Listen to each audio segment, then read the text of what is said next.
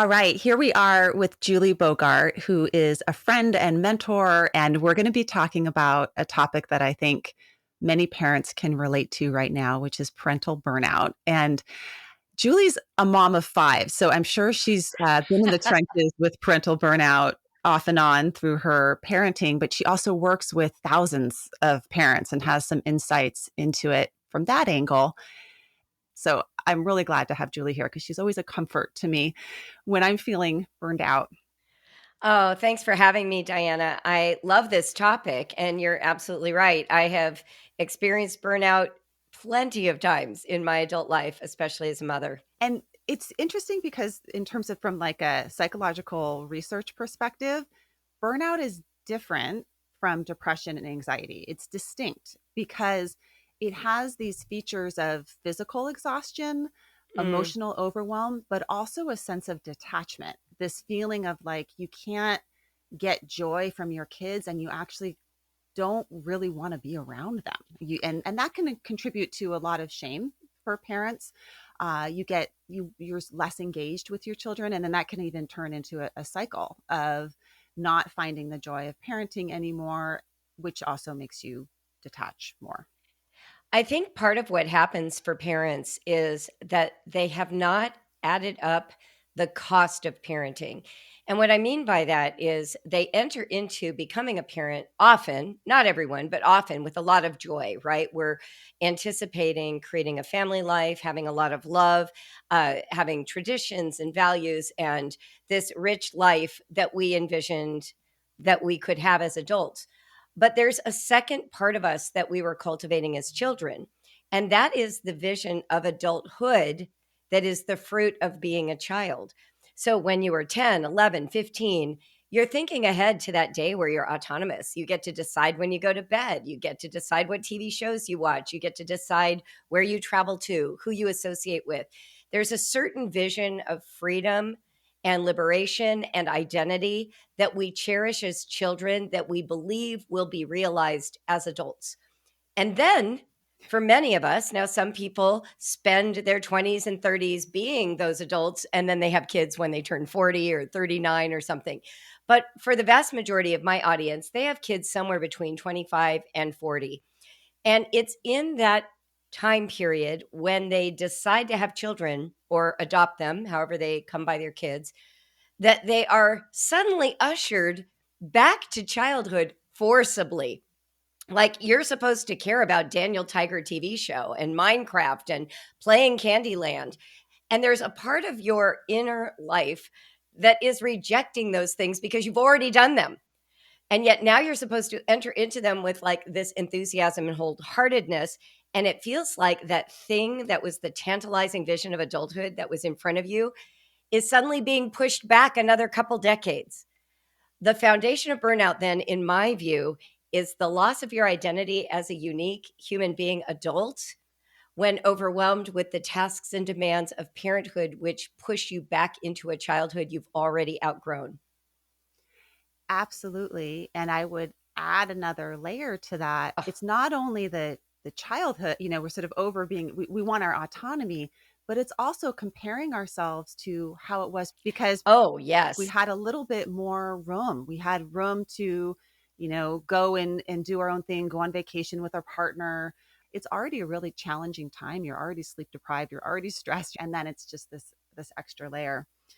You've lost that version of you that you wish you could have back. But there's a beauty during this time. And what I today's my 9-year old's birthday. He just turned 9. Oh, happy birthday. Happy birthday to him. And I will say that pre-pandemic, birthdays were like way overdone in my world with my kids. I would like Oh, spend a lot of money at Michael's. I would do it up. It would be like a big extravaganza, right? And what my 9-year old's birthday morning was me waking up about 15 minutes before he did and going getting some computer paper and a Sharpie.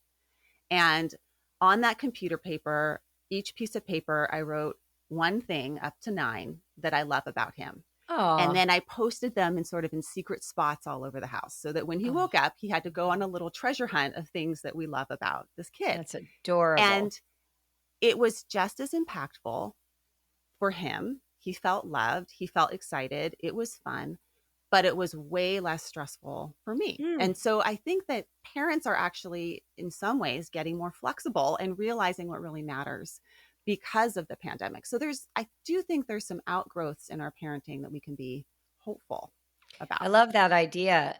I think one of the things I come more from the homeschooling background, and one of the things I think homeschoolers have discovered early on is that there is value in the intentionality of the action more than the performance of it. So when you talk about a Sharpie on a sheet of printer paper versus streamers from Michaels, that very much reminds me of the way I raised my kids. There is a feeling of connection that comes from using the resources that are available and being intentional.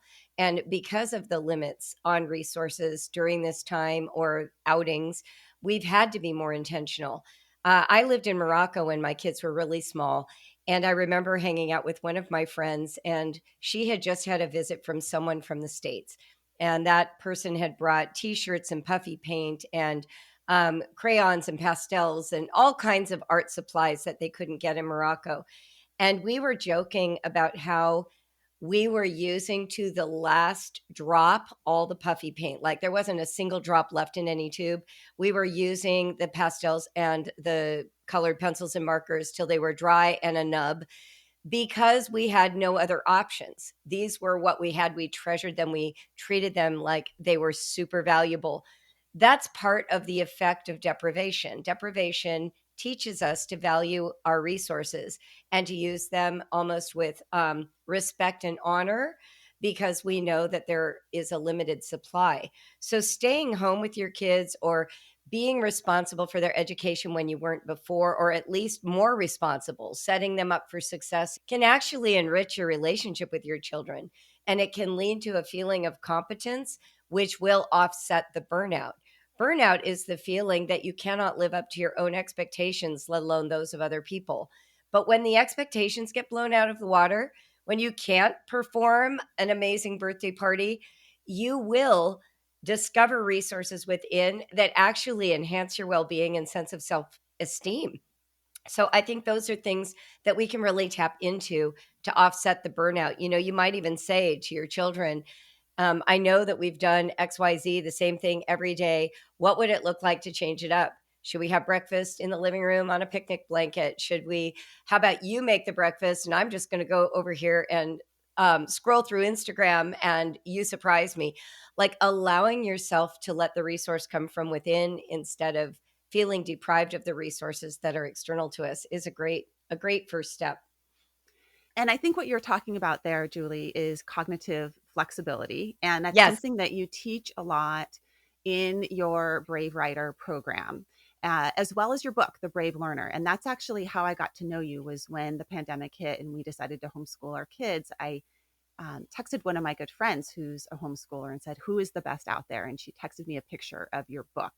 Wow. And I think that, and I read it and we fell in love with you, and, the rest is history. But I think that what struck me in your approach and that was so freeing and that maps so much into psychological flexibility is that there's all these rules and expectations, whether they're internalized rules that we have in our Yes. own head or societal rules around what parenting is supposed to look like. And we need to start to question those.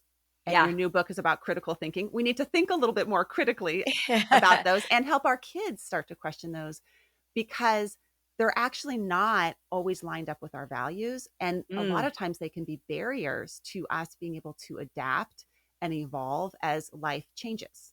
Yeah, yeah. So I love your work. I love the language of psychological flexibility and also this notion that our best lives are lived when they're in accordance with our values. That's language that I feel like I've taken from you really into my own lived experience.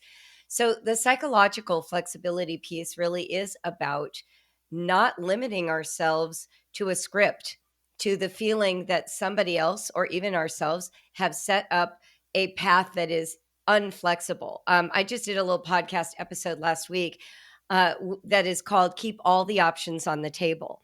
I think we eliminate options. We say, well, I can't do this when it's too expensive, instead of brainstorming how to pay for it or how to bargain exchange for it or how to get it at a discount. I can't do this because it will not yield X result. Get my kid ready for college is not the best version of this birthday party, whatever is living in our imaginations. But when we actually expand to include options, options that are sometimes just psychological, like a different disposition, some that are practical, like fixing the environment, some that might be research based, like I actually don't have a solution. I'm going to spend time finding more options than the only two I can see right now. When we do that, we actually create room for the full person that we are to show up. When we're trying to follow a script, we're usually lopping off whole parts of our personalities, feelings, felt experiences that are barriers. And I'll just give an example. So I have 5 kids. They're all very different than one another. And it would have been a huge mistake for me to assume that my oldest son was going to learn in the same way that my daughter did. There was a moment in 4th grade when he told me that he hated his life. He didn't just say he hated school or he hated learning or he hated his bedroom. He hated his life. It's in that moment where the script that I was following was failing so miserably that I had to be psychologically flexible enough to see the person in front of me and start imagining a life that would bring him joy, not just academic success, not just good character building, but like a life worth living. And so I think that's when you talk about psychological flexibility, that's what I identify. It's actually seeing, peering into the true nature of reality and responding to it with as many options as you can think of, rather than sort of drilling down, screwing down on the vision, and then forcing everyone to conform to it. That is what leads to burnout, by the way, because your vision is not being realized and you're facing opposition the whole time. Mhm. So if you want to sleep through the night, and you have a baby who will not sleep through the night, you are at odds. You have 2 options initially. One is to let them cry it out, the other is to sleep with them and breastfeed them. But there are third and fourth and fifth options. And it would be worthwhile to give yourself permission to investigate those and let yourself problem solve so that everyone's well being is accounted for. And those third, fourth, and fifth options may sort of kind of cycle in and out from day to day and week to week and developmental Totally. stage. And I think I've done all of them. Totally. Baby in the bed. I will not have this baby in my bed anymore. you know, the whole the whole gamut. And a lot of it had to do with that psychological flexibility that you're talking about. And it really is about knowing what your values are, like what is most important. I often think Yes. about like whatever sport my kid is in, I'm sort of that's the metaphor of the day. So right now they're in basketball.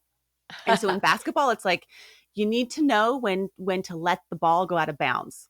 Like don't go for it because if you touch it, it's going to cause a problem. Like let it go out of Y- bounds. And there's some balls right now that we just need to let go out of bounds because they're not important to us, or because yes. they're draining to us, or or somebody else may be able to get it that's closer than we are. And then we also need to know how to pass the ball. And I think that that's part of the thing about being a parent and burnout. When you look at workplace environments that are associated with burnout, it's workplace environments that tend to put a lot of expectations on the individual, but we do Mm, that as parents. I mean, our home is our workplace, right? It's a yep. system. And so we need to learn how to pass the ball. And for me during the pandemic, one of the things that we did is I sat down one day and I wrote down all the tasks of maintaining a home. Everything Mm, from taking the compost out to folding the laundry to, at the end of the day, putting the, dishes in the dishwasher. And I put them on these little sticky notes and I lined them up all along the counter. And we went through one by one, like the 4 of us, you pick one, you pick one, you pick one. And that became our task for the week. And then the end of the week comes, we do the same thing. We put them all on the counter and realizing that I actually didn't have to do it all and that I have capable children that they won't do it as well as I do it, probably, or it might help me so much. So that second one is passing the ball. But then the third one is which balls are really important to you that you take. And for me, it's important for me on a birthday morning for my kid to know that he's loved. mm, So I will wake up early and I will make it special, but I may not make it in the same way special as I mm, used to, right? mm. So I think that's the flexibility part of parenting that you taught me how to just get more creative. Mm, about things. mm.